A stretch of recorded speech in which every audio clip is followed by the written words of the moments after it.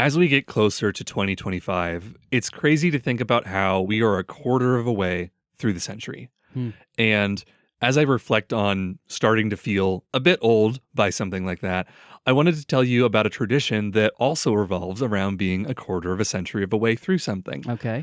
I recently learned that in Denmark, if you are still unmarried by your 25th birthday, your friends will celebrate by giving you the gift of cinnamon.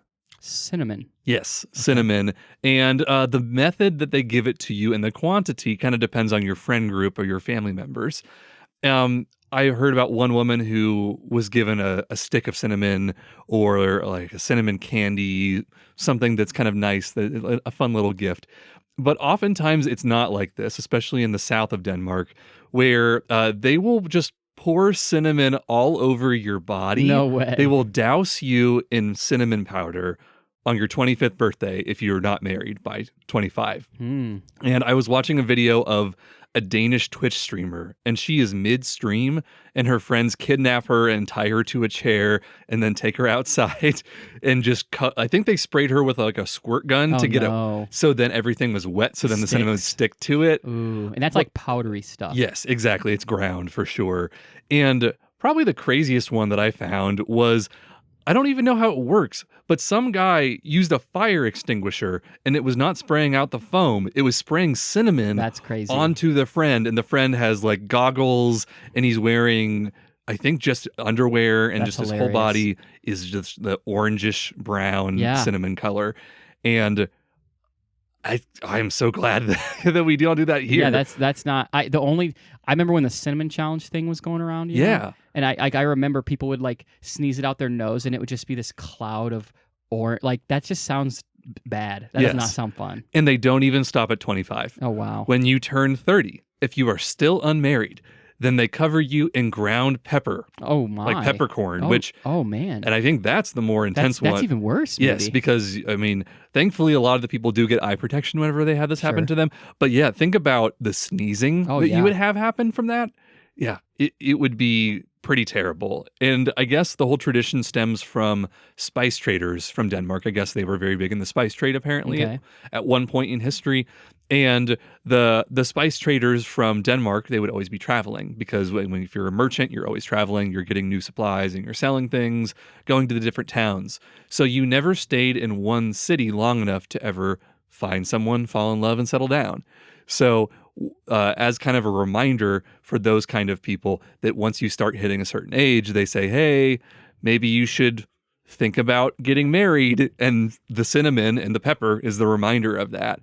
And I guess Denmark is a very family-focused country as well, where people say that your friendships last your whole life, like your childhood friends or your adult friends, the whole way through life, and also everything family-related in the country. Everything is very focused on the family. And I love the taste of cinnamon. I don't know about you. Are you a fan of cinnamon? I like cinnamon. Yes, it's definitely it is a nice spice to throw in some food. But I got married at 26. And I'm glad I didn't grow up in Denmark, or I would still be tasting the cinnamon from a fire extinguisher.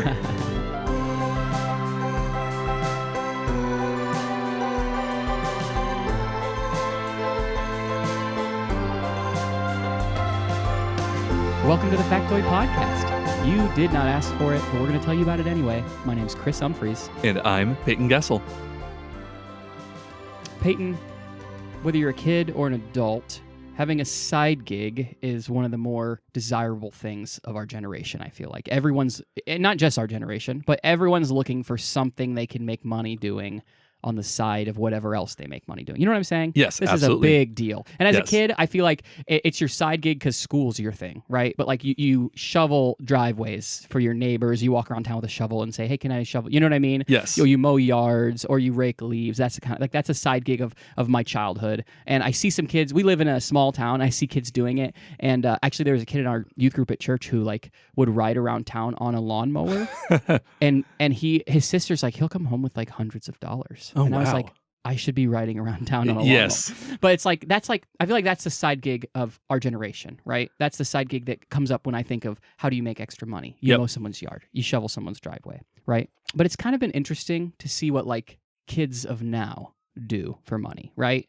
And there's been all kinds of things, but like with the invention and the explosion of the internet, there's all kinds of ways you can make money. Yeah, right? I'm imagining there's some 9-year-old out there that says like, I can adjust the SEO on your website. Exactly. And the thing is, no one has to know he's 9 years old, and Right. and someone can still go through his payment and pay him, and you know what I'm saying? Like, it's pretty crazy. Like, there's obviously issues with all that legally, whatever. Oh, but sure. but you can do that. Like, there are kids who do that. I listened to I heard like a Dave Ramsey podcast where he was talking to a 16-year-old who made $50,000 a month, like drop shipping or something. And it's Wow. like that was not possible when I was a kid, No. right? And I'm not. It's very hard to do now. Like, you know what I'm saying? Yes. But it's crazy. Like, there's all kinds of things you can do for money, and there's all kinds of things we can monetize. And someone's always trying to think about what that is. And I feel like we've talked about it before. I talked about Tony Delivers on a podcast, right? This guy who's like, people want delivery. I'm just they pay me $5 and I'll deliver them something. I see so many people posting about Tony Delivers now. Isn't that funny? Yeah, he's blown up. He is blown up. And it's like, it's because there's a problem, he solves it, people pay for it, right? And it's like a problem that's not bad enough that needs solved. You know what I'm saying? Like, it's food delivery. Like, just go pick up the food, but people are willing to pay for it. You know what I mean? Mm-hmm. And so there's a bunch of things, I think, that people are willing to pay for, that people can do, that you don't necessarily need them to do, but again, they're willing to pay for it. So there's all these new kinds of side gigs. And I think I discovered this. I saw this trending this way when Kirsten and I used to have a Planet Fitness membership in Colorado. And we went there all the time in Colorado. It wasn't far from our house. It was a brand new one. It was really great. Yeah. And they had that like massage waterbed thing that I just loved. I would walk on the treadmill for an hour or ride a bike and then just lay on that bed. It was amazing. And those are like transferable, right? So you can go to any Planet Fitness, whatever.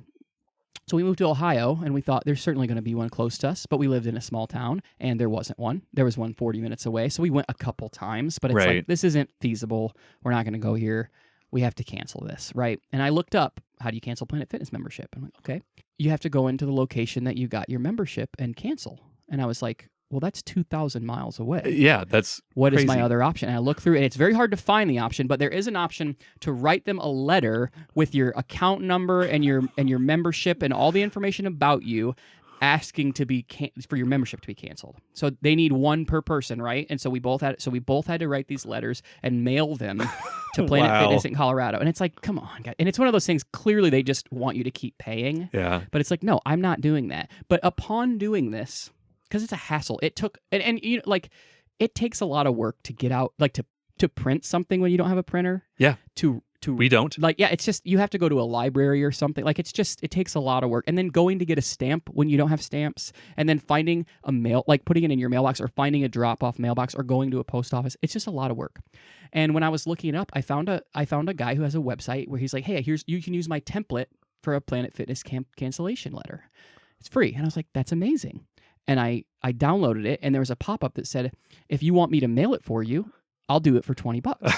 And I was like, I'm not doing that, but I totally get how you are brilliant for somehow capitalizing on this market that I guarantee you exists. He probably doesn't get, requests every day, but I bet you he's sending out a lot of letters in a year for people who pay him $20 to cancel their membership, because if you have a good membership, that's 1 month, and they're like, I've already been paying for this for a year. Yes. And I don't want it anymore. So it's like the perfect thing. And I thought, how many more of those can there be? How many more things that someone can just do? And I'm assuming anyway, this guy's not paying all his bills by writing people's Planet Fitness letters. You have to imagine that this is a side gig. Yeah, this is, he's making maybe a few $1,000, right? But it's like where he buys his video games for the year or whatever, right? And that is so smart. And so as I was living life recently, you know how YouTube Shorts work, and you see these things. Well, I came across this guy who does this in his own way, and actually, what's different about him is his service is free. Okay. But he does something that he loves that no one else loves, and it's a service that no one wants to do. It's kind of, well, let me just tell you, his name is John Breaks Bad News. No. What's he do? Well, you guessed it. John breaks bad news for you. That's great. And you don't want to do it yourself? He'll do it for you. You did something wrong to somebody? You broke the lamp and you want to tell mom and dad? You write to John Breaks Bad News. You give John their phone number, and he will call them and say, hello, my name is John from John Breaks Bad News, and I have some bad news for you from Chris. And Chris wants me to tell you that he broke the lamp, and he's been hiding it from me for 20 years. so sorry, love you, bye, and then they'll hang up, or he'll talk to him or whatever. It's pretty hilarious. He actually live streams it once a week, where his live stream is just him calling and breaking bad news to people. That is so good. It is, and it's funny because he said in a Reddit AMA that was like 5 years. He's been doing this for years, like 5 years ago, where he was the guy in the friend group who just didn't deal with people's crap, and he would just confront things. Yes. And he's like, it was definitely met with mixed results. Like, not everyone liked it, but then I realized I could probably do this. I could probably offer this as a service. And he was just doing it for fun. Like I said, this guy's got a job. He's got a family, but he like decided, like, I'm just going to try to just do this, make it entertaining. And he's just kind of like a bro. And he's super entertaining. Like a lot of the stream, like I haven't watched many. And again, like, content warning, like they're all over the place. What people I'm say. sure. Yeah, because like, he can't control. Yeah, that. no, he just says whatever they put in the list. And but it's funny, and like there more people answer than you would think, because in my mind I'm like, I'm not answering the phone. Yeah. But they answer, and some people are prepared for this joke that they knew happened and they're waiting for it. Some people are like appalled. But like I said, he's not a full-time bad news breaker, right? He does, I think, do okay with this now. He's got a Patreon. If you want to support him, you can. It's not his full-time job, and he actually did add you can donate with your requests for breaking bad news, and it will get you on an expedited list. Oh, okay. But his popularity has kind of grown, so he's like, even his expedited list is like months out. So it's like he's going through everything. Like, it's not like he's going to skip you. If it's a legit request, it will happen. It just might be a very long time. Right. And I suppose if he ever decides to make this his thing, maybe he'll. I don't know. Like, I don't know how it would work exactly, but it's apparently a thing people want. It's monetizable, and he can do it, and he's great at it. And there's shorts of this dude. You can look them up, and they're very funny. And like, it's all over the place. It's all over the board what they're talking about. But sometimes it's people telling an inside joke to their friend group, like, "Hey, Chris wants me to tell you that you stink and you need to go take a shower. You're disgusting. Grow up."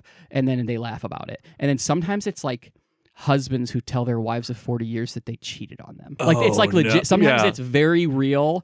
Has he ever, like in the AMA, did he ever mention if there's any that he refuses to do? Has he ever refused? He didn't say that I know of, and I haven't. I feel like I've heard him address that, but as far as I know, he basically says everything. Okay. Like, if he's, and again, like, I think he's addressed, like, is it fake or whatever? Who knows, really? But some of it's like, like sometimes he's like, I've like, you get to see, he talked about how, like, you get to see people's motives and stuff, and he's like, it's really interesting to, like, see all of that. And it's literally like, at least it started as you just emailed him with your request. I think it's different than that now. He has like a producer who like talks to him and feeds up stuff, gives him phone numbers and all this stuff. He is an assistant bad news breaker. Exactly. I would love if he had so much work that he had to hire an assistant, like David, the assistant who breaks bad news. I think about just the job description that you put on LinkedIn to say, like, I need you to not care what people think of you.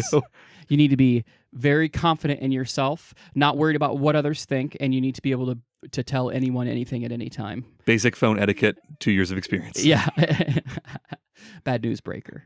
Yeah, it's crazy. But it's all live on Twitch or YouTube or whatever, all the places, right? TikTok and stuff. And so you can watch it. And he just found a niche. He found a thing that, hey, no one's doing. As far as I know, no one else is doing it. At least they're not doing it successfully. Right.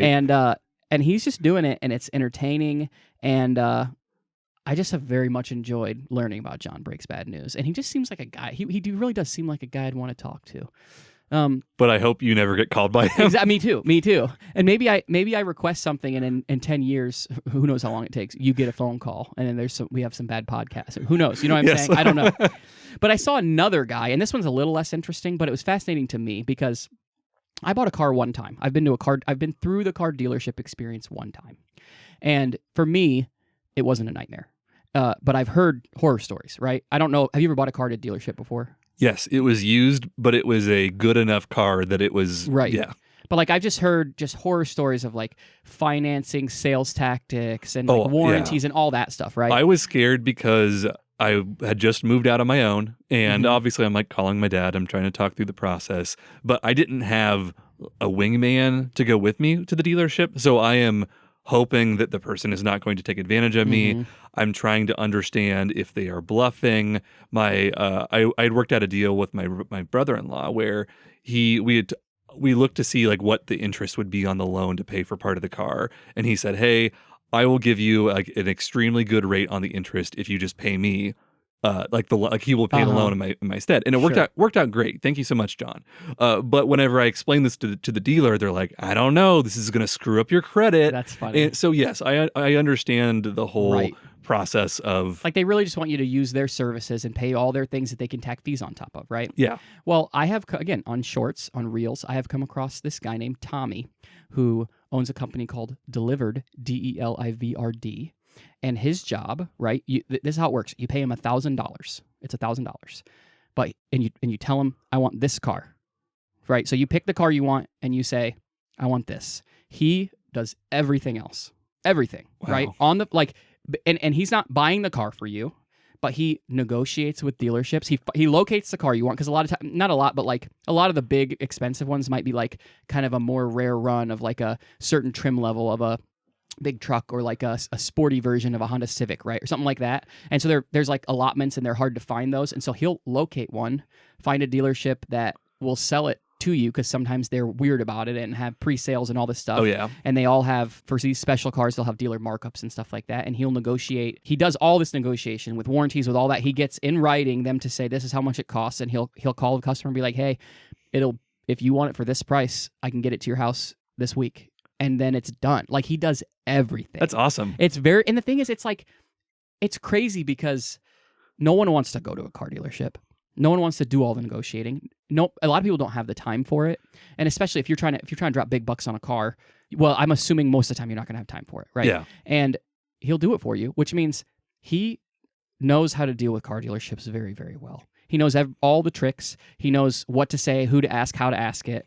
And you don't have to worry about it. And he says, he does tell people like $1,000, I know $1,000 is a lot. He's like, it's a lump sum. That's the total I'm making for this. So sometimes he makes more money than others, right? Depends on how much he has to work. Yeah. But he's like, I'm not necessarily saving you money every time. It depends on, especially if you're buying a $20,000 used car and he's paying, he's doing it for you, you're not going to save much. Sure. But he's like, but I'm saving you all the hassle of buying a car, right? And a lot of people just think that's worth it. And so he is like, anybody can do that. Mm-hmm. Anybody can make a website and say, I'll buy a car for you, and post videos of you negotiating with dealerships on the internet. And he posts just like kind of funny stories of them saying like, no, we can't do, you know what I mean? Just like arguments he has with dealers and stuff.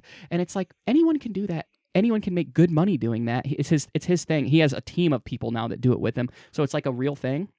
But it's like, no one's shoveling sidewalks anymore. Nope. We're just doing stuff. You know what I mean? We're doing services for people that they don't, it's like ordering food. You don't need to do it. You don't need someone to buy you a car. But if you've got $1,000, then they'll buy you a car. You know what I'm saying? Like It's crazy world we live in. And so here's my thought, because I like talking about money and economics and jobs. I think it's all interesting. What would I do? Right? So I've come up with a couple of ideas. Okay. I don't think either of them are good, but if anyone wants to work on it, I'm fine with you taking it. Maybe I will. First one is this. This is the one no one's going to fall for. I know specific people who can't remember their passwords. Ever. Ever. Okay? And if they use the built-in browser password manager, they have 15 different ones that they autofill to, right? So it doesn't work, right? They have to reset their password every single time. Their two-factor is some email that they don't know how to get into, right? All this stuff. I would love it if I don't know how to find. The problem is I don't know how to find a secure way to do it. I would love it if they would just give me all their account emails and accounts that they want, and then let me reset all their passwords with randomly generated passwords in a password manager for them that I could then give them. Yes. So they would always have all their passwords in a password manager that is only the right passwords. The problem is I then know all their passwords and their master password for their password manager. Yeah. I don't know if anyone, but again, there's probably ways, I don't really know. I think you could get your grandma on board, but that's about it. Exactly. But I think that would be, because like for my friends, like I just talked to Kirsten about it. I was like, Kirsten, we need to sit down and I'll just do it. We'll just do it for everything, because she doesn't remember any password ever. And it's a brilliant thing. So again, it's not a good idea, but like, in theory, it is a good idea. You know what I mean? Yeah. If I could somehow promise that I'm not seeing what I'm doing or whatever, you know what I mean? Second idea is this. Also probably a bad idea, but I would be willing to start this for someone who has this problem. And I have this problem where every bill that I pay is auto pay, except my water bill cannot be auto pay. Of course. It can't be. And it's the most frustrating thing. It's the only bill I ever forget to pay because it's not on auto pay, right? And so my thought is this. If you have a bill that doesn't have auto pay, and you don't want to pay it because it's annoying to pay. For 10% of whatever that bill is, I'll pay your bill for you. I will ship it in. You Venmo me your bill plus 10%. I will pay it for you. I'll send them a check. I'll mail it to the place it goes, right? Yeah. Small fee, little work for me, no work for you. All you got to do is set the bill to come to my email instead of yours, right? That's brilliant. Yeah. And again, I don't know if anyone has this problem other than me. I live in a really small town. I'm assuming that's why I don't have auto pay. But there's got to be a bunch of people. I've had some situations over the years like that. I understand. And so while I understand that neither of these are breaking bad news, which seems to be lucrative, and or buying someone's car, I feel like we're onto something as a generation and as a people moving forward with the technology we have to do these jobs that have never existed, probably shouldn't exist for the good of humanity, but can exist because people will pay for it. And so I think that we should all start off.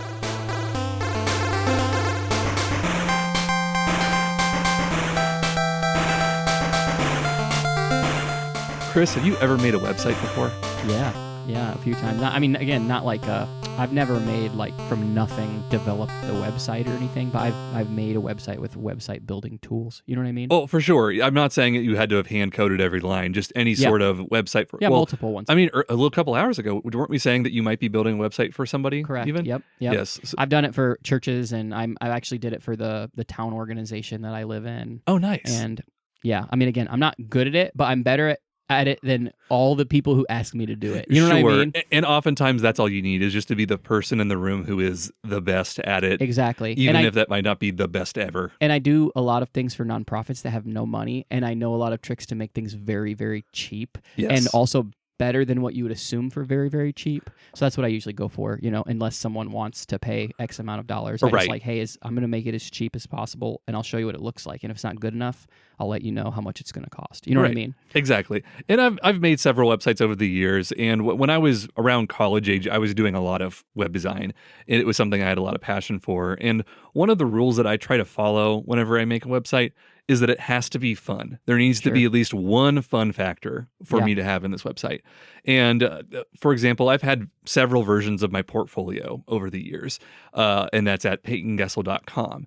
And it's a lot simpler and more professional these days. It just shows, here's some projects that I've done in the last few years, pretty straight, to the point. So I had to make sure there was one fun thing that was retained in it. And it's the secret second URL to access the portfolio, which is paytongessel.hiphop. Nice. And it was funny whenever I had some issues with the redirect a year or two ago, and I had to call Hover, and I had to explain to them, like, I'm having some problems with my domain, paytongessel.hiphop. And the guy says, "Oh, are you a rapper?" I had to explain, like, no, I'm just dumb. It's just funny. Yeah. So then some other websites that I've made over the years, also in college, I had a media writing class that I took, and I had to make a website. I had to make a blog specifically, but unspecifically, it could be about anything that you wanted. So I spent the semester reviewing poorly written fan fiction at fanfictionaddiction.net. Nice. Does that still exist? It does not. Okay. You can find it on archive.org if you try hard enough. Okay, but no, it's been off for a while. And then around that same time too, I redesigned our college radio station website, and it was a big project for WNZR, the Lifeline. Nice. I was rarely on the radio, so I don't know why I did a radio voice there. But the person who built the previous version was actually your friend Grant. So like Faith's husband Grant. So there was a time I had to call him because one module wasn't working on the new one, and then they said, "Oh well, Grant hand coded this, so you got to go talk to him and see how to, how to fix that." So I still had to find the funny thing on this radio station business website to do. So the Lifeline logo in the corner, it has a little heartbeat monitor. So I have it so that when you hover over the logo, it would draw in the heartbeat through the logo. And maybe it's not funny necessarily, but it was a fun little like Easter egg. Something it's fun. Yes. And they've, since I've done that, it's, the site has been totally redesigned and is gone. Right. But it was at least a fun thing that I didn't spend that much time to add into it. And most recently, I helped create banners and graphics for Bed Bath & Beyond's website before they went bankrupt and then got bought out by Overstock or whoever. And that one was not fun. I did not get to sneak any fun things into that one. But it really taught me a lot about the impermanence of web design. Like I said with the radio station, you spend all this time adding these new things, but like for Bed Bath & Beyond, like you spend all these hours for a Black Friday sale, and then like, bam, it's over. It's all gone. No one's going to see any of that work ever again. There's no value to it anymore after that time. And it's really hard to preserve a website, especially if you don't have all of the code and everything locally. And even then, like, if your website depended on Flash and Flash is now gone, it just doesn't work. Right. So yeah, all of these sites, I mean, other than PaytonGessel.com, a lot of these sites I've worked on, they either don't exist or they're a completely different version of what I worked on. So any chance that you do get to see an old, perfectly preserved website is a rare treat, in my opinion. It's like walking into a cave and you discover this lavish cave painting that a caveman made that's been untouched for centuries. And today I want to tell you about a website from 1996 that is still alive on the internet today, more or less unchanged. Wow. It is the promotional website for the movie Space Jam. No way. Yes. Were you much of a Space Jam fan? I watched it like I as a kid. I loved, I would say I don't like remember that much about the movie. I can things are coming back to me right now. Yeah. Like, there was a guy who, when they were golfing, was wearing like a umbrella hat, Yeah, I think that was Wayne Knight. It could be. He was a basketball guy, right? And then there was Wayne Knight was a Seinfeld guy. Oh, okay. So maybe someone else. No, it's the I don't remember the people. Michael Jordan is in there, right? But it's not. It's the blonde-ish guy, I think, right? Yeah. So I'm sure it's the guy you're thinking of. But I remember that. I remember. Yeah, I like Space Jam for sure. Yes. And I think that Space Jam I think we were the target market of Space Jam. We were very young when it came out. I mean, I would have been 4, you would have been 3, so maybe a little bit younger. But right. I can think of many car rides where we'd have our little tube TV in the back and we'd be watching Space Jam on a road trip. Right. Because it was family friendly enough. It's kind of funny. We all liked basketball enough that we understood the rules. And it was a fun time. So I watched it again a few years ago. Amy and I participated in a lip sync battle where we lip synced the Quad City DJs theme song from Space Jam. Okay. And we watched it with some teenagers who had never seen it before. And when I was watching that, I just realized how dumb this movie was, watching it 20 years since the last time I had. It was still kind of a fun time, but it gets weirder the farther away from childhood you get, I guess. It's like human people and then 2D figures. Yes. Yes. If for some reason you've never seen this movie, it is a movie about Michael Jordan and the Looney Tunes. And the Looney Tunes need Michael Jordan to help them win a basketball game against a bunch of aliens. And the aliens steal powers from current 1990s NBA players to get really strong.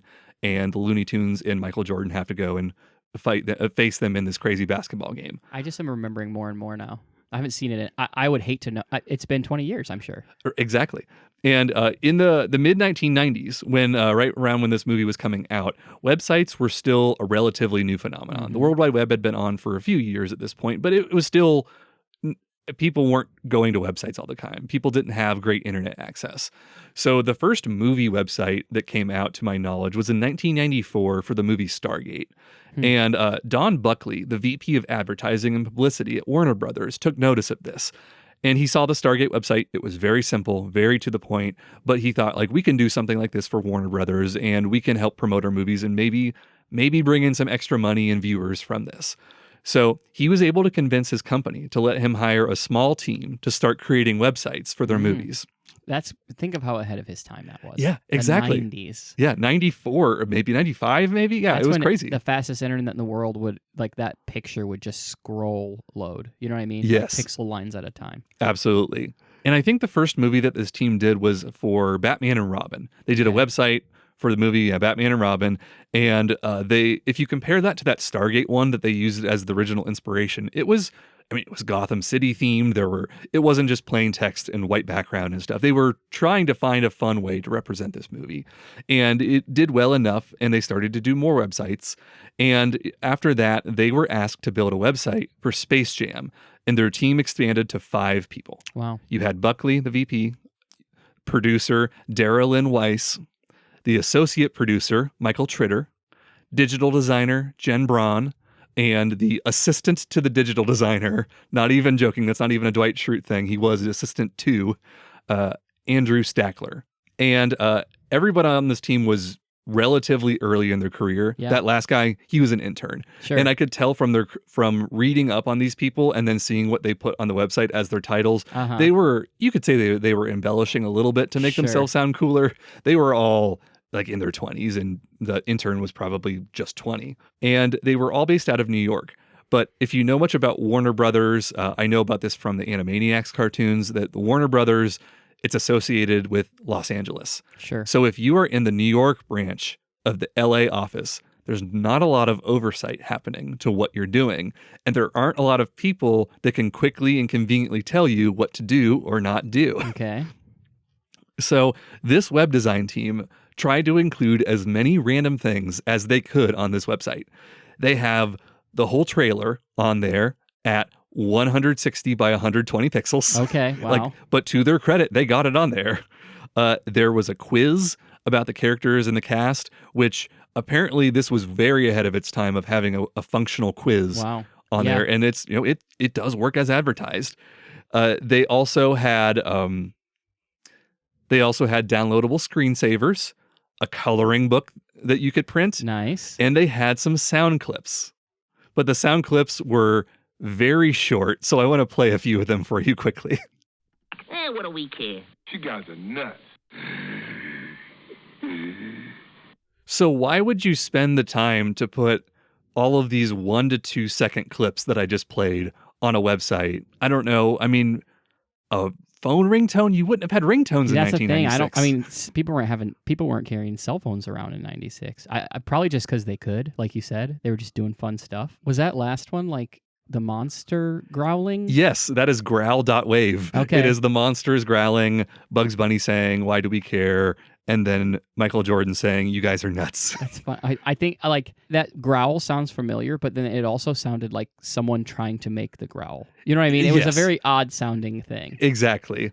But again, the quality of that audio has got to be compressed, like so tiny. They were like 14 kilobytes. Yeah. Yeah. It was a very strange choice. But in addition to all of those things that I've mentioned, they also had bios for a good chunk of the cast and the crew. Okay. There were so many behind the scenes things. Like there are explanations of how they executed all the special effects in great detail with industry terms. So I really enjoyed reading through this because I have a basic idea of how they did some of these things, but they're talking about, well, we captured 2 plates of Michael Jordan on the golf course before he gets sucked in, and then we had him do this action in 3 different ways. And I thought this is just as good as any sort of behind the scenes like bonus disc that you might have gotten at the time. That's crazy. That's crazy. Yes. And the most ambitious thing on this website is a virtual reality walkthrough of one of the sets. No. So there was this basketball court that Michael Jordan would train on and some other areas behind the scenes. And it won't load on a browser correctly anymore. But from watching YouTube, I think the way it worked is that they took images of all of these different angles of this place. And if you hit like the left key and the right key, it would then rotate to a shot that was 15 degrees. Wow. So in theory, it was very slow, Yeah. but you could do like a 360-degree viewing of this location. Like what you can do on a realtor website now. Yes. But like that's in 1996. Crazy. That's crazy. Yeah. One of my favorite parts of the site that I noticed pretty quickly, though, which does not need a lot of technology, was the copywriting. And this was mostly done by Michael Tritter. One of the producers was his title. And everything was written in a very casual voice, and he kind of sounds like a snarky teenager. And here's a sample that I wanted to read about Michael Jordan playing basketball on a green screen. Here you've got footage taken from additional cameras on the set and called B-roll by those in the biz, which Michael Jordan plays against several men who are both shorter than he and less talented at the basketball sport. The little green men will later be digitally removed and replaced with cartoons. Neat stuff, huh? That's funny. It sounds like a college kid giving middle schoolers a tour of campus. Exactly. Yeah. Yes. And like that passed, and no one cared. And this is the official website for this movie. Funny. And on top of all that, Tritter wasn't even a fan of basketball, so most of the snark that kind of comes from this is genuine to him. Like he wasn't just putting on like on a facade, that this is just how he felt about basketball. And he had to write a basketball tips section at one point of like tips for playing. So then you see he thanks some local basketball coach that he had to call up. That's funny. Just to explain the basics of the sport for the website. That's funny. That's crazy. Were movie websites in this time, did they contain that much information normally? Probably not, right? I imagine not the extent of this one, Right. but probably some. Because I don't know how you would explain where to go for theaters unless they had a list of every theater in the U.S. Right. Yeah, So- because there would have been no Yeah, location stuff and all that. I think in the years after this, it started to take off, where you would have graphic designers coming up with branding that matched the movie and all the promotional pictures and things. But Right. the amount, I went on the site map for this site. There are so many pages. That's the thing. There would have to be like so much stuff. Absolutely. It's fascinating. It's like IMDb, but more and better, Right. but only for one movie. But you have to think about, they didn't have IMDb. Yeah, there was no IMDb. So you had to just host it somewhere. Mm-hmm. And I'm sure, like, you can't put, at least not the same way, there's not going to be room on a VHS tape for all these bonus features. Right, Like, exactly. that was kind of a DVD thing. Yes. Because they could finally shove more information on the Yes. disc.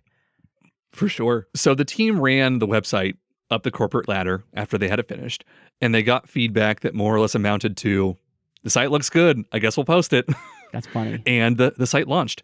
And really, nobody cared about this site when compared to all of the other marketing materials for this movie. So it was largely forgotten about after launch. Space Jam did commercially very well. It made a lot of money. Critically, kind of meh, I would say. I literally was just listening to a podcast where they were talking about it, where they're like, we love it. And they're like, no one else, like, no critic ever has loved Space Jam, but like, we love it. You know what I mean? Exactly. It's definitely a people, like, it's in your heart, you know? It's like a Yes. nostalgia winner. Absolutely. So they finish, all of the marketing cycle winds down, and by about 2003, the site was archived off spacejam.com by Warner Brothers. But in 2010, somebody discovered that the website was still live, but in a new location on the Warner Brothers site. Nice. And they posted a link to it on Reddit and said, hey, check out this old website. It's crazy that this thing is still up and how bad web design was back then. And this just blows up, and the traffic to the site spikes to, as at one estimate, around 500,000 page views. Which is probably hundreds of times more than it ever got. Oh, absolutely. I'm sure it was getting hundreds, maybe 1,000 back in the Total, day. like from the entirety of its run. Think of how many people could access at the time. I think people didn't even have, like, computers were a rarity then, I feel like, let Right. alone internet in your house on top of your computer, and then Yes. how to use it, and then also caring about Space Jam. You know what I mean? Absolutely. And I will say, I did just talk about how bad the website looked. I do want to say that it was, at the time, industry standards wise, it was a good website. Yeah. But it's just the way the medium Things has have changed. evolved. So all of those page views are hitting, and someone at Warner Brothers says, well, this site's not monetized. We can't afford to keep it up with all of the traffic that it's getting. I'm going to pull it. So they pull the website down. But the good news is that Tritter and Stackler, 2 of the 5 team members, are still at Warner Brothers in 2010. Wow. And one of them is an SVP and another one is a VP of a department. And they've both moved to LA now, where all the important people are. And they contact that guy and they say, you better put that website back up right now. And he puts it right back up, and it has stayed online ever since. That's crazy. But everybody got so nervous when they heard that a new Space Jam starring LeBron James was coming out. They thought, oh no, what are they going to do? They're going to need a website to put this at. They're going to want spacejam.com to link to this new movie, not this old website. But when Space Jam: A New Legacy came out in 2021, the website also received a sequel. If you go to spacejam.com right now, it shows a trailer for the new movie. And if you click out of that, then you get the option to visit the 1996 version or the 2021 version of the website. And the 2021 movie site looks exactly like the I'm so 1996 glad. one. I was literally in my head, I'm like, please say they remade it the same way. Yeah, there are a couple areas. There are some GIFs that they made look a little bit better, but Right. it captures the spirit of it for sure. That's cool. You can click back and forth from like a page deep in one to the other. And if you're not paying attention, you kind of can't tell the difference. And is all the information, like, cast and all, like, it's all that kind of stuff, they remade all that for the new one? I would say there's less, but yeah, there's cool. there's enough of it that they didn't just do 2 pages and call it I feel done. like that's what you get for these career Warner Brother guys being really high up. They're being like, hey guys, here's the thing. I've been a good boss. I don't make you do stuff. You're doing this. You know what I mean? Like exactly. You have to do this. And you're going to code it in HTML and there's going to be no CSS That's right. at all. And don't call me. Just figure it out, okay? Yes. But you have to do it. And speaking of the HTML and CSS, I did dig into the code of the current hosted version of the 1996 site. And then I also went into the code of the old version on archive.org that showed how it, like the original version of that, just to see how much has changed over time. And other than just a few small under the hood changes, it's pretty much the same. Really? Yeah, like there's one weird thing that I did find is that the Tritter, the copywriter, he had all of these Easter eggs hidden in the code where, I don't know if you've ever seen like comments in code before where you hit a certain number of symbols and basically it won't execute as code on a page. But if you want to tell someone, hey, don't click on this, don't change this section, or this thing does this thing, that you can write comments. Right. So on most pages, there are just weird comments that mean nothing that he wrote, or movie quotes. So the first line of the homepage is the HTML tag. The second line is the copyright info. But the third line just says, bada bing, bada boom. And apparently... is it visible on the site? Yeah. Well, sorry, no, it's not visible. It's so you have to go into HTML. So you have to dig into his code to find that to see that. Yes. That's very funny. And from what I heard, Tritter just did this because he wanted to spice up the monotony of having to make dozens upon dozens of pages. It's probably a relatively boring job for a while. Yes. So you just think, well, I'll just do like a movie quote here and I'll do a dumb joke here and have a little fun with it. And someone might find it. Right. You know? In 30 years. Right. Yeah. That's hilarious. And I've also read that in addition to those kinds of Easter eggs, there are so many more hidden on this site. I couldn't even find this one, but I read that there's a name of a publicist that's listed on the site, and they have a letter Y in their name. And if you click on the letter Y, a sound clip will download where someone says, yeah.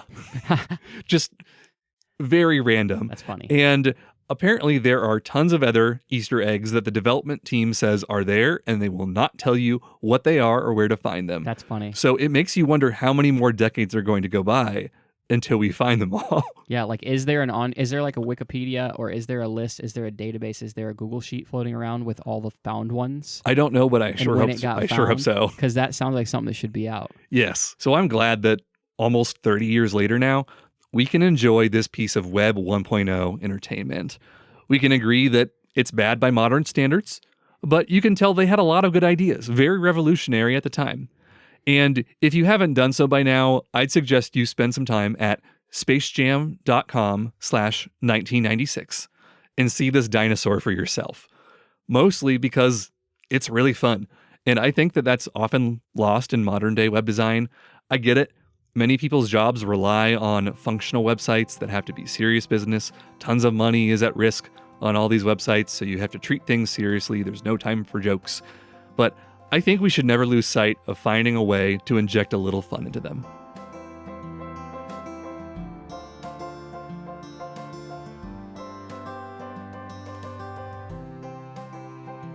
Thank you for listening to the Factoid Podcast.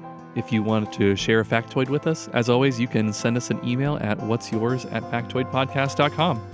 As always, you can find us every place that there are podcasts and on our website, factoidpodcast.com. We'll see you in 2 weeks.